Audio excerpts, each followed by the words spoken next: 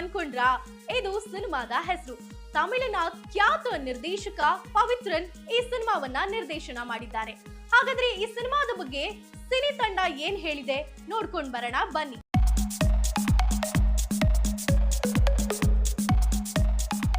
ಶಿವಮೊಗ್ಗ ಶಿಕಾರಿಪುರ ತಾಲೂಕಿನ ಕ್ಯಾಸಿನಕೆರೆ ಅನ್ನೋ ಹಳ್ಳಿಯನ್ನು ಬೇಸಾಗಿಟ್ಕೊಂಡು ಅದರ ಸುತ್ತಮುತ್ತ ಕತೆ ಮಾಡಿದ್ದಾರೆ.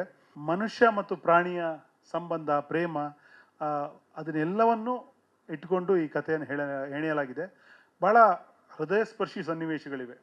ತುಂಬ ಕಡೆ ಖಂಡಿತವಾಗಿ ಎಂಥ ಕಲ್ಲು ಹೃದಯದವರ ಆದರೂ ಕೂಡ ಕಣ್ಣೀರು ಬಂದೇ ಬರುತ್ತೆ ಅನ್ನೋದು ನನ್ನ ಗ್ಯಾರಂಟಿ. ಅದು ನಾನು ನನ್ನ ಮುತ್ತುರಾಜ್ ಅಂತ ನಾನು ಅಬ್ಸರ್ವ್ ಮಾಡಿಕೊಂಡೆ. ಇವಾಗ ನಾನು ಮುತ್ತುರಾಜ್ ಆದೆ.